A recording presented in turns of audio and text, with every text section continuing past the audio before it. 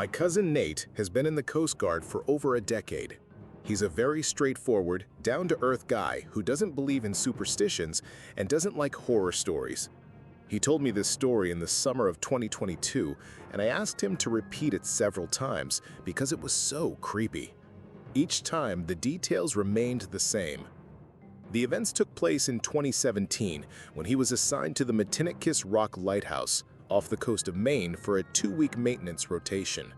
This place is nothing more than a rocky island with a lighthouse and a small equipment building. There's no electricity, no plumbing, and almost no cell service. The lighthouse operates automatically but requires periodic manual maintenance, so the Coast Guard sends people there once a year. It's usually a solo assignment, but there had been strange electrical failures the previous time, so this time they sent 2 people, Nate and his partner named Russell. The first few days were calm, windy, boring, and monotonous. During the day, they checked the lighthouse mechanisms, tested the emergency batteries, refueled the diesel generator, and scraped salt from the metal surfaces. In the evening, they would read, eat, and play cards. It was exactly the isolation they expected. No red flags. On the 4th night, Nate woke up around 2 in the morning, feeling like something was wrong with the atmosphere. The air felt heavier than usual, like before a thunderstorm, even though the sky outside was clear. He sat up and noticed that the lighthouse beacon wasn't rotating.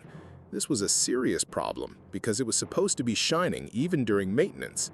Nate awoke Russell, and they climbed the spiral staircase to the top to see what was wrong.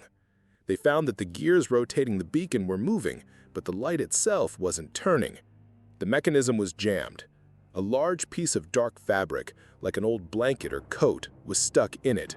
The fabric was soaked, covered in slime, and smelled like rotten seaweed and mildew. Both were confused, as the door was locked and the windows sealed. They removed the fabric, threw it outside, and went back to bed, thinking it was a bizarre one-time incident. The next night, the same thing happened. Around 2 in the morning, Nate woke up again and saw that the beacon wasn't working. When they went up, they found another piece of fabric stuck in the same mechanism. This time it was a red scarf or shawl, soaked in what looked like seawater and covered in tiny barnacles. From that moment on, Nate knew it wasn't a coincidence. They checked all the doors and windows, but everything was locked. They began to suspect that someone, or something, was trying to disable the lighthouse. From that night on, they began blocking the stairwell with heavy crates and carefully locking all the doors. But on the 7th night, something that Nate still can't explain happened. He was lying in bed when he heard Russell quietly whispering to the empty corner of the room, saying strange, disconnected things.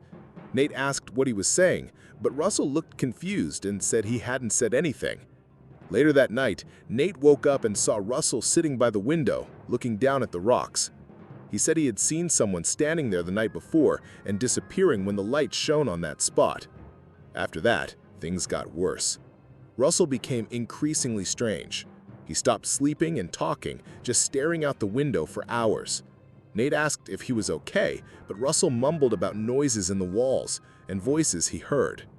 On the 9th night, they both heard footsteps on the stairs, not the usual creaking, but slow, heavy steps coming from above. Nate saw Russell frozen at the bottom of the stairs, staring upwards.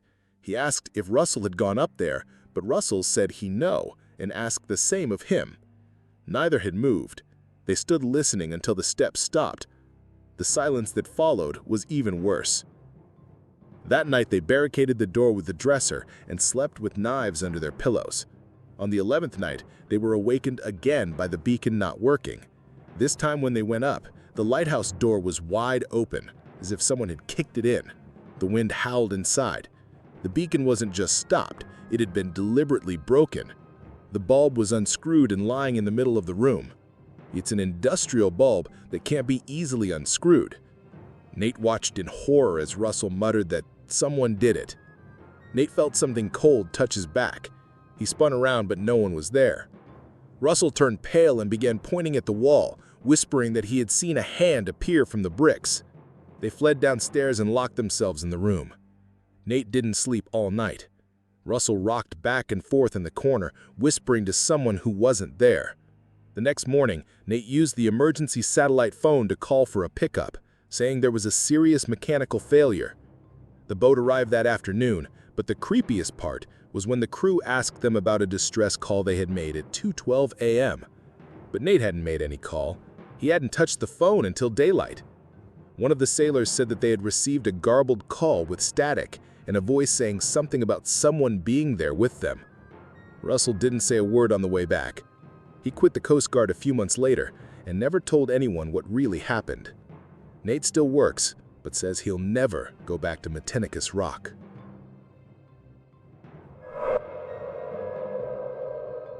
This happened during the COVID-19 lockdowns, when everyone was stuck at home and going crazy from boredom. I was single at the time and just swiping through Tinder and Instagram. That's how I met a girl named Sophia, whom I had known on social media for a few years. We lived about 5 minutes away from each other in Suffolk County, not far from the Hamptons and Montauk. We were bored one night and decided to hang out. I picked her up and we drove to a closed park where we had some drinks. I immediately realized she was pretty rebellious, but in a good way. She liked climbing fences and doing things that were out of the ordinary. We hit it off right away, and in less than an hour, she suggested driving out to Montauk and walking along the cliffs near the Lighthouse. The Lighthouse grounds were closed after sunset, and possibly entirely during the lockdown. I liked the idea, and I agreed. We finished our drinks and drove east to Montauk Point. When we got there, she suggested parking right in the Lighthouse parking lot. I hesitated a bit, but she was sure there wouldn't be any security on a random Tuesday night during the off-season lockdown. There were no cars around, so I believed her. She said she had done it before. We had another drink in the car. I nervously looked around, making sure no security vehicles were nearby, but she told me to relax. Eventually, we started walking towards the lighthouse. Seeing a lighthouse so close at night is cool, but also eerie. There's something mystical about it. Sophie led us along a path to the cliffs behind the lighthouse, where there was a kind of trail made of rocks. We walked using only our flashlights, as there were no lights on besides the lighthouse beacon and a few lamps near the entrance. As we carefully made our way along the cliff walk, Sophie, who was behind me, called my name. I turned around and she pointed her flashlight behind her. There, on the rocks, stood a person. When we both shot our lights on him, it became easier to see him. He was wearing a hooded coat. He looked African American, but we couldn't tell his age. I called out, asking if he worked there. He didn't answer or move. I said, "We're leaving, sorry." I was nervous thinking he was security, but then the guy spoke. "Y'all want to buy some Coke?" Finding out he wasn't security didn't reassure me at all. Instead, it was even scarier. Why was this creepy guy following us? I said, "No, man, we're good," and motioned for Sophie to keep moving. She walked ahead, and we continued on. The guy started moving too, keeping pace with us silently. I occasionally glanced back with our lights, and he was always the same distance away. It was very strange and uncomfortable. We reached the end of the trail and hurried across the grass back to the car. The guy was still following us. We heard him shout, "Where are you going?" It was obvious he was looking for trouble. I didn't want to provoke him, so I didn't answer and told Sophie to do the same. We quickly walked side by side to the car. That's when we noticed 2 more guys coming from behind us. I didn't want to run in case they chased us.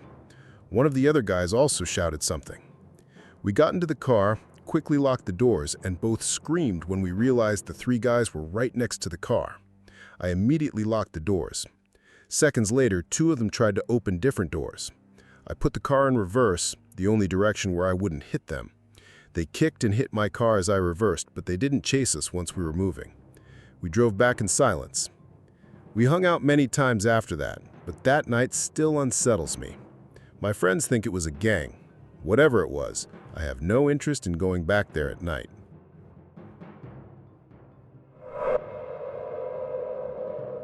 My name is Gregory. This is a story my old friend Ian told me many years ago. I recently asked him to write it down in detail so I could share it online, because it has only seemed very disturbing to me. Ian was one of those trustworthy people you meet once and instantly know he's the real deal. He was around 50, solidly built with weathered skin from years of working by the sea. He was involved in marine salvage and coastal infrastructure. When something broke near the water, Ian was one of the people you'd call to fix it. He had been a diver, a ship technician, and even spent time doing remote inspections for the government. He had seen almost everything. So when he told me the story, I didn't doubt it for a second. He said it happened back in 2013 when he was hired by a small county in Washington state to do a structural inspection of an old, decommissioned lighthouse. The county had inherited the property years earlier and didn't know what to do with it. Developers wanted to tear it down. Historians wanted to preserve it, but no one wanted to pay for it. So Ian's job was simple. Go there alone, assess the place inside and out, and determine if it was even safe to restore. The lighthouse was on a remote rocky island about an hour off the mainland. It wasn't a big island, just a piece of rock and dirt, maybe 300 feet wide, with nothing but the lighthouse itself, a generator shed, and some rusted scaffolding. The place hadn't been used for years and wasn't a tourist destination. There weren't even any docks, just a small ledge where a Coast Guard boat could drop someone off at high tide. Ian packed light, food for 4 days, sleeping bag, some tools, a clipboard, and a two-way marine radio. The plan was simple. He'd be dropped off on Monday morning, complete the walkthrough on Wednesday, and call for pickup on Thursday afternoon. He didn't think twice about going alone. He had done this sort of thing dozens of times before. When he first arrived, the place was quiet. Cold, cloudy, but calm. The air had the usual mix of salt, metal, and decay you'd expect from something abandoned for decades. The lighthouse itself was tall, maybe 50 feet, built in the early 1900s, with the classic spiral staircase inside leading to the beacon room. The glass lens hadn't worked in decades, but the structure itself was solid. Ian did his usual safety checks: support beams, stair integrity, window fittings. The first night was uneventful. It was quiet. Too quiet, Ian said. You don't realize how noisy the world usually is until it's not. There were no birds, no insects, not even the sound of waves. There was only a soft wind. On the second day, a thick fog rolled in. Ian woke up to a completely white world outside. You couldn't see more than 5 feet. He said it wasn't like any fog he had seen before. It was so dense, it looked solid, like a wall. He spent most of the day taking notes on the upper stairwell. That's when he noticed the first weird thing. Halfway up the staircase to the beacon room, there was a maintenance closet built into the wall. He had tried to open it on day one, but the hinges were too corroded. Now it was open a crack, just an inch, but enough to tell it had been moved. He figured the moisture had caused it to shift, but he didn't like it. Inside, it was pitch black. When he pushed the door wider, he saw a wooden box in the back corner, covered in damp moss as if it had recently been underwater. He didn't open it, just closed the door and made a note. That night, something woke him up. He said it wasn't exactly a sound, but more the absence of sound, like everything had stopped. Then he heard steps on the metal stairs above him. At first he thought it was an animal, but then he realized the steps were going upward. Whatever was in the tower was climbing. He turned on his flashlight and stared at the stairwell entrance, waiting, but nothing happened. Eventually, the sound stopped and silence returned. The next day, he searched the whole place, top to bottom. He checked every room and closet, even climbed onto the roof, but there was nothing, no animals or anything out of the ordinary, except for that box. It was now sitting outside the closet, halfway into the stairwell, still covered in moss. He said he stood there for a long time staring at it, trying to decide what to do. Eventually, he picked it up. It was heavier than he expected and nailed shut. He left it at the base of the stairs and went outside for air. That's when he noticed something else. Bare footprints in the dirt around the lighthouse leading from the north side towards the cliff edge and stopping. They didn't circle back.